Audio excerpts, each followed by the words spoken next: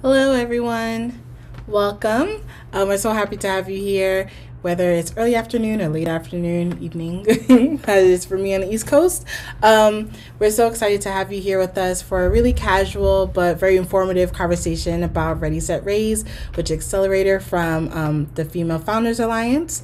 And we're here with one of our alumni who's been very successful, and you hear all about it. But yeah, it's gonna be very casual. Of course, we want this to be interactive as well. So if you have questions, even throughout the whole presentation or the conversation, please put them in the chat, and we'll make sure we'll get to them towards the end. But feel free to ask questions during the whole time. So thank you so much for coming, and I think I'll hand it over to Rory and Ashlee. Thanks, S. Welcome, everyone. I'm Rory. I'm the CEO at FFA. I absolutely love Ready, Set, Raise because I get to know founders from all over the country and meet some of you in the process, and really excited to just answer some of the questions that we get really often about Ready, Set, Raise, kind of at a high level. And then we will dive into opening it up for questions that you all have for Ashlee, so she can really share her experience, and I'll answer kind of the nitty gritty stuff, but she gets to share her story, which is really powerful. So Ready, Set, Raise is our industry agnostic, virtual, and national startup accelerator. So we accept companies from all across the country. And we are looking for founders who are super coachable, who can interpret and implement feedback really quickly throughout the program. We put a lot of people in front of you. We give you a lot of different perspectives, and it's really important to have a founder who's capable of kind of absorbing a lot and making decisions really quickly. On the founder side, it's also a requirement that the CEO be a woman or non-binary founder. And the reason for that is the CEO is typically the person who's out doing the fundraising. And the program is really all designed around supporting women or non-binary founders in that fundraising journey. On the company side, we want to see companies that really understand their business model. You understand your target customer, what your go-to-market strategy is. And we're really looking for, like, the essence of that is we're looking for companies who are ready to fundraise, not ones who might be pivoting throughout the program. And that's because that's just not what the program is designed to support. Probably the most, if I had to tell you, like, the most important thing, obviously you have to meet the requirements, but we are always excited to see applications where we see evidence of demand. So that can look like a whole range of things. It could be a wait list. It could be LOIs from customers. Of course, it would be great. I know everybody wants to have paying customers. So anything in between there is really good. And evidence of demand just really shows that people out in the world care about what you're building, and they want it. I always think it's important to, like, highlight, even though I just said, here's kind of the requirements and here's what we're looking for. It seems consistently to be important to stress that even if you don't think you meet every single little requirement, like, you should apply. We have had founders who almost didn't apply and then have been super, super successful in the program and made it in. So I think we all have that voice in our head that thinks, oh, I'm not good enough, or, maybe this isn't for me. So I just want to encourage you to apply. I would love to see your application. And I know that every single one of you is awesome. And, putting yourself out there is a really good process thing.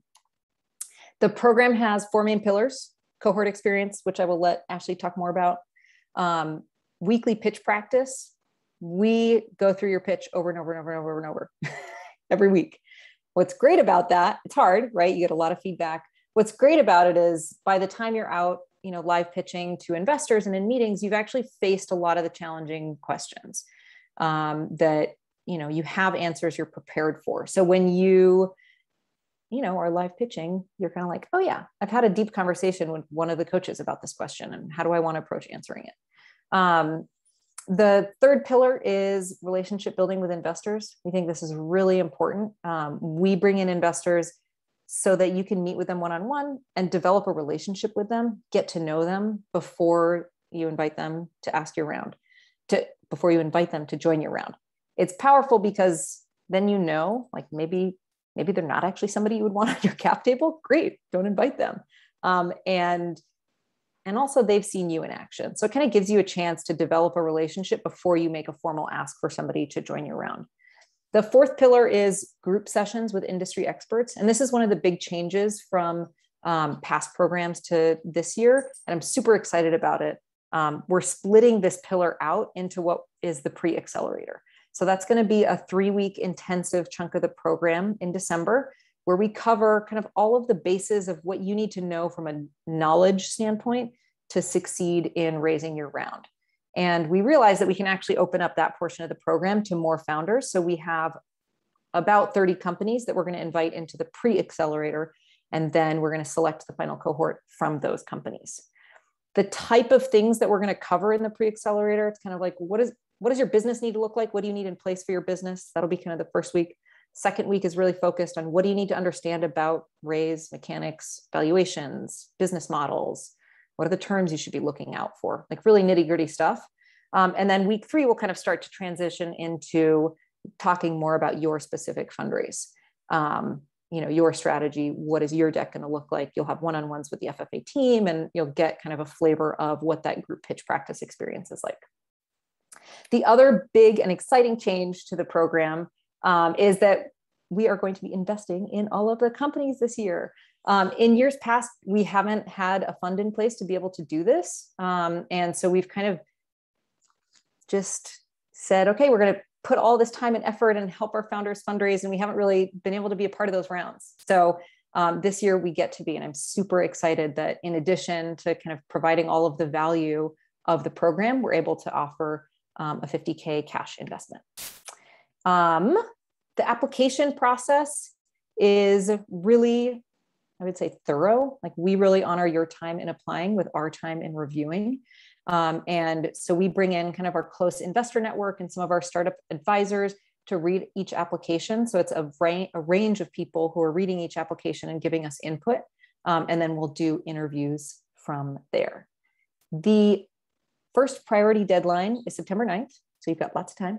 And then the final deadline is October 3rd. We're going to be reviewing applications on a rolling basis. So we do encourage you to, hit that early deadline so that you get a chance to check out your company soon. I will pause there. The dates are here, but I don't think I need to read them out to you. You can read them yourself. And I will unshare my screen and hand it back to you, S, to manage our Q&A. Okay, so we have some questions already. So the first question is, what is the average amount raised? I understand 24 companies, 3 cohorts, and 15 million, but what's the high, medium, and low of the range of how much people actually raise? Great question. I think I will answer the first part of that, and then Ashlee can share her big news, which I forgot to tee you up for, Ashlee. So the range, let's see. This past cohort, there were 8 companies that went through, and 4 of them have closed rounds at this point. And the range of those rounds is 1 to 2.5 million. And then the other half of the cohort is still fundraising. And the amount of commitments they have, I think, ranges from like 400 to 700. Okay. So that's kind of the range in there. And Ashlee, you had big news this week about your raise. So maybe you can share a little bit about what that is and kind of what that means. Yeah, hi everyone. I'm excited to share more about my experience with FFA. But this week I announced that I closed a pre-seed round of $1 million, which is major. At first I was like, I just want to raise enough to kind of just get us going. But I remember speaking to Leslie and Rohre, and just knowing the data on like the number of women of color, and particularly Black women who've raised capital, have raised $1 million, is not that many, unfortunately. And I know how impactful it was for me seeing the few Black women who did raise $1 million plus. And so it felt really important for me to try my best to get to that milestone. One, to give the company more runway, so we're not having to rush and raise again. But then also because what I'm building is related to Black women, and it's being built for Black women and women of color. So it felt really important to show that there are investors and people willing to invest capital in solutions that are designed to meet the needs of women of color. So I'm really excited to share that news with you all. And I would not have been able to do this without FFA. And I'm not saying that just to say that, like, I literally would not have been able to do that without FFA. Awesome. So, so quick little, I guess, logistical question is, what dates are the pre-accelerated program for? I can handle that one. Pre-accelerator, have them written up here. November 29th to December 17th. And we can and be sure and include those dates kind of in a follow-up email, so you all have them as well. Ashlee, oh, never mind, go for it, S, sorry. And then the next question is, how many companies from the 32 in the pre-accelerator will be accepted into the cohort? 8 to 10. That's kind of the sweet spot for our cohort size. And we feel like that's the size where we can allow people to develop relationships with each other. Like, we don't want it to be too big. And also where we feel like we can adequately support each of those founders or founding teams. Cool. And this next question is probably more so for Ashlee. I think a lot of this also came from our registration, so thank you all who submitted questions that way. So this question is, what was most valuable to you about Ready, Set, Raise? And, you know, you've participated in other programs, but what makes this one shine? The first part of that is really the community of other founders. So I know it's probably a cliche to say, but this entrepreneurship journey is a very lonely one. And even if you have a good, strong friend group like I do, none of my friends are entrepreneurs, so they don't understand what this experience is like. They don't know anything about term sheets and all of the nuances of fundraising. So the community of other founders is really impactful to be able to mind share with other women founders and also non-binary people founders. That's like what FFA was amazing for. And then secondly, fundraising, like the complete focus on fundraising. So I'm an advocate, like, don't get into an accelerator program unless you know what you're trying to accomplish with it. And at that particular time, I was laser focused on raising money, and that's what FFA is completely focused on. So that was also the value add, just being able to be heads down for a few months, just laser focused on a strategy around fundraising, sharpening my pitch. That's really what the value add was for me, in comparison to some of the other programs that I've done. And I'll name drop the other ones that were also helpful. So earlier on, I did Founders Gym. That was like fundraising 101. Like, if you have no idea what venture capital is as a Black founder, I like had no network in the venture capital space. So that was like my way of ramping up. And then post FFA, I recently did Human Ventures, Humans in the Wild program that had a different focus. But FFA was extremely valuable because I needed to like just get fundraising down pat. Awesome. Next question. What do you wish you had known before you were even considering applying? I guess the fact that I wouldn't be able to succeed. I'm a recovering multitasker, still struggling with that. And I think just I didn't realize like how much time this was going to take. I was like, you know, like I have a pitch deck that's pretty decent. And it kind of got shredded to pieces once I joined the program, which was great because like I needed to change the way that I was communicating the business. I had been talking to investors prior to that, and everyone was amazed by our traction, but I still wasn't closing any checks. So I recognized that something wasn't landing well. And so I wish I knew that it was going to take more of me, and that I would not have been able to prioritize all the things related to the business at the same time, like just really having that reality check. I wish I knew that going into it because it was a little bit stressful. I'm like, I'm not like staying on top of our social media. I'm not like, I can't do any of those things because right now I have to be fully present if I'm going to get the most value from this program. So that's something I wish I knew and was more realistic about. Kind of piggybacking off of that, how was your time actually spent throughout the program? So it was split between some of the programming content, and I like the way that the program is being set now, where that content, that programming is going to happen like at the beginning.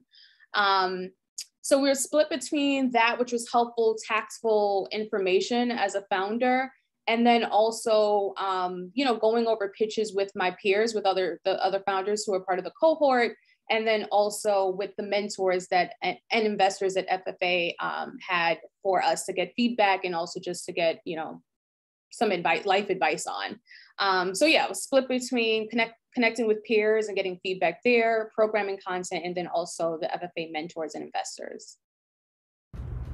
Awesome. We have another chat question. How much traction do you have, Ashlee? And how did you measure/show that? So we had a very early MVP, like real scrappy MVP that was in market. But when I launched that, we had 34,000 people log in within the first 2 weeks with their emails. That was significant traction. It showed that there was a high demand just for the concept of what I was building, even though the thing wasn't fully built out yet. So that was like the level of traction I had, that had investors like emailing me and trying to speak to me, but no one was writing me checks. And so I was like, okay, I have all this traction. There's clearly interest. Let me do FFA. And I actually was encouraged by an investor and advisor to apply to FFA. And I was able to take that traction and learn how to articulate it in a way that resonated with investors. Okay, yeah, more questions. How many companies do you anticipate applying? This is probably for Rohre. In the last 2 years, we've had 400 companies apply. So it is, along with my encouraging message of hey, I really encourage you to apply. It is also a very, very selective process. And yeah, we hope to be able to do more of the programs in the future, because I know there are more amazing companies than we have space for, but it is a really selective process. Awesome. Next question. This is probably for Ashlee. Did you have any revenue prior to raising? I did not. I did not have any revenue, pre-revenue. So that's always fun, telling investors I have all this amazing traction, but no money. So we're still pre-seed, but still made it into FFA. So even if you don't have revenue, but you have significant indicator and traction that people want what you're building, then I think you'll be in a great position. Awesome. Another question is, were you satisfied with the investor partner client introductions you made through Ready, Set, Raise? Yes, I was. All the investors were in terms of giving advice and just sharing their thesis and perspective on investing was helpful. I like that also that FFA tried to match us and pair us with investors where our companies kind of aligned with their thesis, as opposed to just being connected to anyone if they weren't relevant to us. So that was really helpful. And I actually got an angel investment from the FFA investor community. So I actually got, outside of getting an investment from FFA themselves, I did get some capital from the network that attended the demo day. Cool. Yeah, again, if you guys have questions, feel free. We still have some time. Rohre, I guess would you want to talk a little bit more about the investment aspect of this year's RSR? Yeah, sure. One other question before we go there, Ashlee, can you share kind of where you were? I think understanding where you were last year, this time last year, you were in the process of applying, from a traction standpoint, you had this blitz of people yes, we want what you're building. Mm-hmm.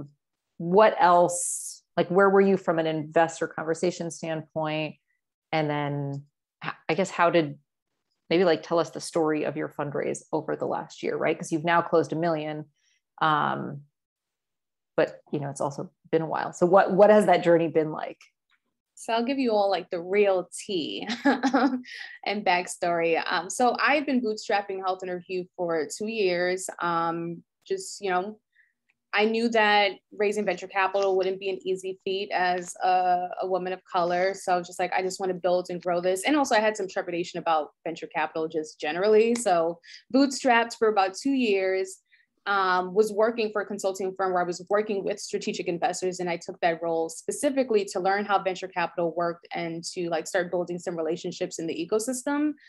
And then the pandemic hit. I lost the job that I was like, that income was helping me bootstrap. And Her Hue was getting all this buzz, media buzz, because of the traction and the virality of what had happened when we released our MVP. And at that moment, I'm like, it'll be pretty awkward for me to apply to a bunch of jobs when I have like this whole company that's getting all this media buzz. No one's going to take me serious. So I decided, okay, I need to fundraise. And I was also getting inbounds from investors. And these were much later stage investors, like health system investors, strategic investors. And I worked with them and I knew like, y'all don't invest at the pre-seed stage. Like you do not invest pre-revenue. But that coupled with the fact that this is on the heels of George Floyd, a lot of investors and people were trying to connect with Black founders. And so I was getting a lot of those inbounds, but they were not investors that were aligned with the stage of my company. So I did that, even though that was against the advice of a lot of people and even my own knowledge. I still was like, oh, it's networking, it's relationship building. But it took up a lot of my time and I was getting nowhere with it. I was not getting any checks. And I was talking to this one advisor, Virginia, and she recommended FFA. She's like, look, I think you just need to be heads down and just focus on like fundraising. Like, what's your strategy? You can't just keep doing this haphazardly. And so I applied to FFA, I want to say like a week before the application closed and said a prayer and submitted the app. And at that time, I had been talking to one angel investor who basically had given a commitment, but was waiting for me to secure like a lead or at least have some other commitments in addition to his check. And so I was like, all right, I told him like, I'm doing this program, like, please don't give that check away to anyone else. And I applied to FFA and after the program ends in December, right, Rohre? And around December, I was talking to a fund manager who had an emerging fund, and he committed to writing a sizable check once he like closed his funds raise. So I had like this angel investor check that did come in. He actually committed and like wired the money. And then I had this emerging fund manager who was closing out his fund and who gave me a verbal commitment, but nothing was signed, sealed, and delivered. But by the time January came, I got that check, like we were in the process of negotiating term sheets. I had gotten that other angel commitment from FFA. And so I had enough like hard commitments where I was in a better position to talk to some like early stage funds and say, hey, we're raising a 500K round. That's what I set out to raise, 500,000. And we have about like 30-40% of it committed. Do you want to come in? And just kind of like playing that game. Well, not really playing the game because I did have the commitments, but like showing that you're close to getting to the finish line creates this FOMO. Investors are like, okay, she has hard commitments. I want to get into this round. Let me not like BS and beat around the bush. Let me like make a decision. So we got to the 500K relatively quickly. So I started really going hard with fundraising in January at the end of the program, December into January. And we closed out the 500K around, I want to say, February. Yeah, I think it was like early March that I heard from you. You were like, all right, we hit the 500K. We hit 500K. And I'm like, and we're getting more interest now because now I got the 500K and people are like, do you have more room? And I'm like, where were you back in January, December when I was trying to get checked from you? But once we had the 500K and we had additional interest, I was like, all right, the max I'll do at this valuation is $1 million. And I want to be really intentional about which investors, which VC funds come in. Like, are you committed to following on for the seed round? Also, was there a thesis aligned with like the mission of my company? So the funds that we allowed to come into this round are funds that are focused on health equity and investing in healthcare companies, and their LPs are some of our potential enterprise customers. So it was like, I'm going to bring you all into this round, but for strategic reasons. And so we got to the million, announced that this Monday, and it was a much more seamless experience than what I was dealing with last year. Around this time, it was really chaotic, really chaotic. We have some more questions that came in. So one of the questions is, so does that mean the investors you were matched with in FFA did you not raise from? Did you find all of the investors other than the original angel outside of FFA? Um, I got I got one sizable angel investment check from like directly from demo day. Like an investor followed up with me. And the remaining were conversations that I had already had, but I think my second conversations and like my like after FFA, when I told these people like, look, I'm actually like really fundraising before. I know we were talking before, but like now I'm really ready. Those conversations and like the way that I was communicating the business really evolved. And so some of the relationships I had with investors outside of FFA, I was able to make them even warmer and get them over the wall because of the way that I was pitching the business. So I got FFAs, I got a check from FFA, but also one investor from the network. But also like there are other rounds, and the FFA network knows me and Health and Her Hue at this point. So I don't think it's like a one and done situation where you can't potentially get checks from investors in the network in the future. Awesome. Next question is, how did you gain traction? Social media? How did you get the word out? Yeah, so I will share that for 2 years, like I was bootstrapping, like built the website, did like very intentional about content, bringing information about the business to on social media where we knew people were already like getting information and like scrolling through. So we built out a really strong social media following through our content. And when I finally built the MVP of our initial product, I took a screen grab of it and posted it on our social media, on our Instagram and our Twitter. On our Instagram at the time, we had about 5,000 followers. On Twitter, maybe 1,000, and Facebook around the same amount. But once we posted the screen grab of the product, like the demo, that went viral, and we now have like over 20,000 followers. And it all came from the virality of that moment. Okay. Again, everyone, more questions. We still have a good amount of time. But Rohre, I guess if you want to talk about the investment now, you can. Great. I was just about to tell you like, hey, I kind of like punted that off because I wanted Ashlee to tell her story, but I'm coming back to it. So we're going to be investing on a safe. It's a no valuation cap, no discount safe. And the deal is really designed in a lot of ways to just model what YC does, Y Combinator. And that's kind of the scoop of it. Like those documents, there's a link to the safe that we'll be using on the FAQ portion of the website. So you can go and like actually read and download that document. And then in addition to that, there's like a participation agreement that we ask people to sign that has code of conduct and kind of other, I don't know, like nitty gritty pieces. And then we do ask for the ability to participate in future rounds. We hope that you would have us in future rounds. And so that's part of the participation agreement as well. And then Laura, yes, YC is flush. They have a lot more cash than we do. So their investment is bigger. We think, what we did, the way we came up with like what the investment amount and exchange is through talking with our alumni and talking to other prospective founders. We think that for like the stage of where companies are coming into the program, feedback we've gotten, we think it's really stage appropriate. So a lot of the YC companies are, I would say, farther along than where Ready, Set, Raise companies are. So that's a little bit of the origin of why. Okay, we have a question for Ashlee, and the question is, what is your product? Tell us about your company. I can't believe we got this far in the conversation without me giving my like elevator pitch. But my company's name is Health and Her Hue, and it is a digital platform that connects Black women and women of color to culturally sensitive healthcare providers, health content, and community.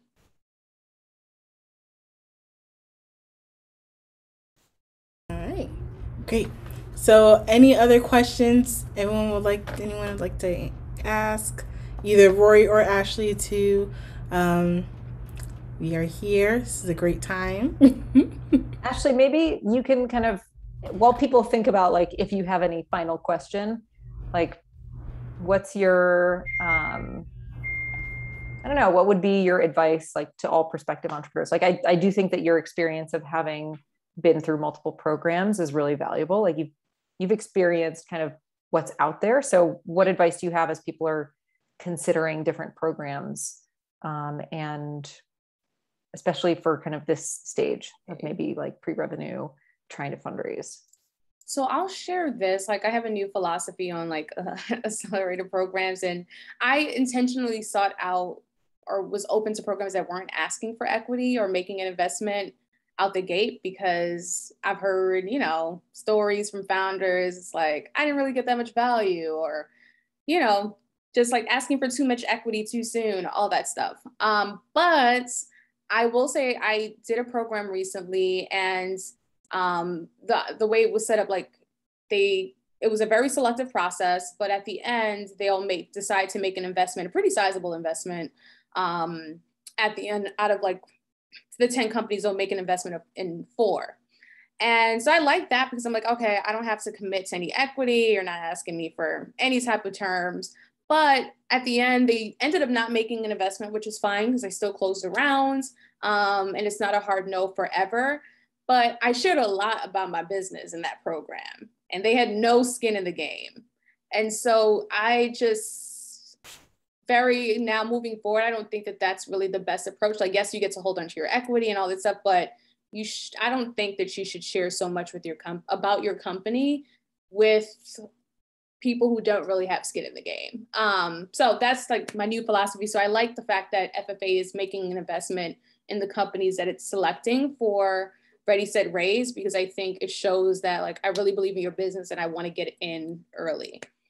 In terms of other advice, like really be honest about the time commitment. Like, I know as founders, we want to be in the business, and this is something I still struggle with. But like when you're fundraising in the future, it literally is going to be like part of your job. And so you have to punt on like daily business operations to laser focus on raising a round.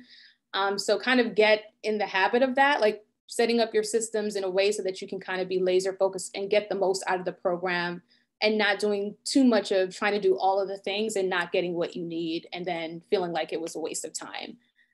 So time management stuff, but what is time management as a founder? I don't know. The approach that I took, and I saw in the previous slide that it would be helpful if co-founders joined all programs. And I do suggest that.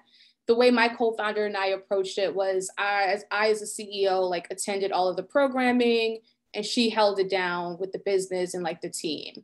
And that's what we needed at the time, because I just needed to know that someone else was keeping everything going while I was laser focused on FFA. And I told my team, like, look, I'm going to be no good to you all for a couple of months, but Adrina's here, and any questions or anything that comes up, like she's got it.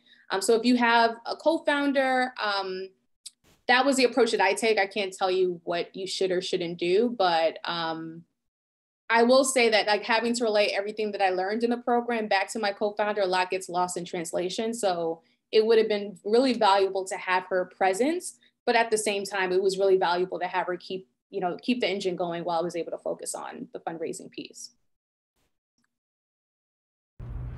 Awesome. So yeah, one more question is probably more so for Rohre. Are you only accepting applications for companies across the U.S.? Any thoughts in expanding to South America? They are currently in Brazil. Great question. Currently, the way I think about like where we accept applications from is who are we able to support? Like, where do we have an investor network? Where do we have mentors that are going to be able to add value? So we do not have, like, our investor network is looking to invest in companies that are in North America. Typically, they want to invest in companies that have a US entity. We actually did have a founder who was in London for the last cohort.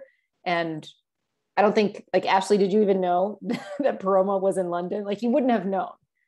But she was just working from London, and she was just basically effectively on Pacific time. So the actual physical location of the founder is not the key part. The key part is where are you registered, and what types of investors are you looking to attract? So if this company is looking to get, Brazilian investors, then I would say that Ready, Set, Raise would probably not be that helpful because we don't have a strong network there. But we do have a really strong network of investors who are looking to invest in US-based companies. And similarly, like, we wouldn't admit a company if we didn't feel like we had investors if that were a certain specific industry, right? Like maybe like biotech might be a good example of like, we don't have a really strong network of biotech investors. So typically we don't look at biotech companies and say, oh yeah, we're going to really promise that we can deliver them all of the value. Like that would be inauthentic. And that's a big part of our selection process is, do we have the network? Do we have the investors? Do we have the mentors to be able to deliver the value and be able to help you on your journey? And if the answer to that is no, then we would just tell you that. Ooh, more questions. Okay. So question is, do you have retail tech or fashion tech investors? Yeah, I think retail tech and fashion tech, like a lot of our New York-based investors are really interested in those spaces. And I think there is a lot happening in that space. And then the second question I see is about industries. We are industry agnostic. I think it's really, we're looking for, I would say the biggest thing is like evidence of demand. Like I think Ashlee's example, like she clearly knew that people out there wanted what she was building, right? People like, yes, there is demand for this. And there was a need for refining, like, I don't know, some of how you talked about your business model or how you were going to monetize or who your target market was, right? So it's really more that it's not that we're looking for specific industries. It's more, do you have evidence of demand? And then I see the follow-up question about where our network is strongest. Our network of investors and founders is kind of high, it has a high overlay of the top VC markets across the US. So it's San Francisco, New York, Seattle, Atlanta's on the rise. There's a big Texas contingent, Chicago. So some of those, like at this point, our community and our investor network is really spread all across the US. And Laura, I'm sorry, I'm reading the second part of your question. Do you think local matters now? Our experience has been that for angel investors, they might be more interested. For angels, they might want to be more involved. They may want to be able to meet you for coffee or something. Some of that is still a little true in COVID, but far and away, I have seen investors that used to care about geography just throw that requirement completely out the window. Ashlee, do you agree? I kind of see you nodding. I'm curious to hear what your experience is with this question too. Yeah, I agree. And I mean, I have the wonderful experience of fundraising in this virtual climate. So I was talking to investors from all over the country, and not many here in New York in particular. So yeah, I think that angel investors, I don't think any of my angel investors, well, that's a lie. I was going to say none of them are based here in New York, but I have angel investors in California, New York, the Carolinas, like all over the place. So I think given the virtual climate, I don't think that investors are limiting themselves just to geography anymore. Awesome. Well, we're right about time. So thank you everyone for joining us. And I hope to this event helped you, encourage you even more to apply. And our first deadline, our priority deadline is September 9th.